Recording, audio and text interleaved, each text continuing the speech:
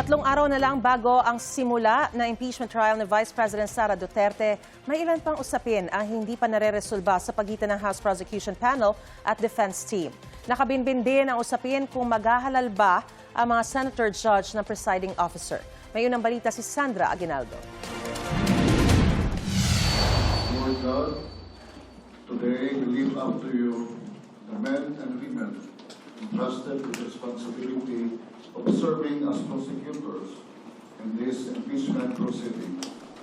Dumalo sa misa ang ilang public at private prosecutors na uusig sa paglilitis ni Vice President Sara Duterte sa Lunes na magsisimula ang impeachment trial. I can honestly tell the Filipino people, the House prosecutors and the private prosecutors are all ready as we start this impeachment trial this coming July 6. Ang defense team naman ni VP Sara nag-file na ng comment sa pre-trial order ng impeachment court. Hindi na raw magpa-file ng comment ang prosecution team. Nakasaad sa pre-trial order na dapat isumite sa impeachment court ngayong araw, July 3, ang listahan ng mga ipepresenta nilang testigo para sa trial na gagawin sa July 6 hanggang 8. Meron na kaming sinubmit kasi requirement ng pre-trial order na 3 days before the hearing, dapat ilista na namin ang mga witnesses para walang surprise. May ilan pang issue na hindi na pagkakasunduan ang dalawang panig na inaasahang sa trial na lang mareresolba. Kabilang dyan ang pagbubukas sa selyadong kahon mula sa Bureau of Internal Revenue na naglalaman ng tax records ni VP Sara at kanyang mister. Gusto ng kampo ng bise na gawin ito sa isang executive o closed-door session. Tutol dito ang prosecution at dapat daw buksan ito sa mismong trial na bukas sa publiko.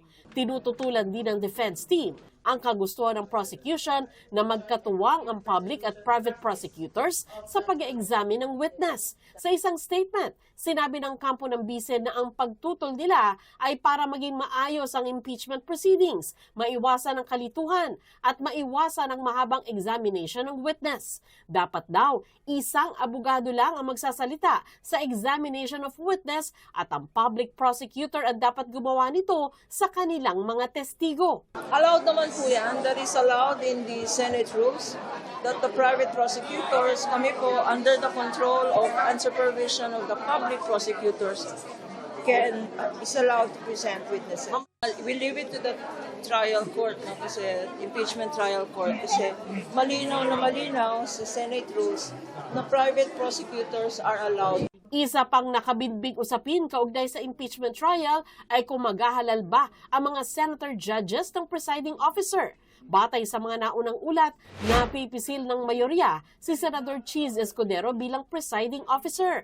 Pero sinabi rin ni Senate President Sherwin Gatchalian na naghahanda siyang gampanan ang papel na ito. Ito ang unang balita. Sandra Aguinaldo, GMA News.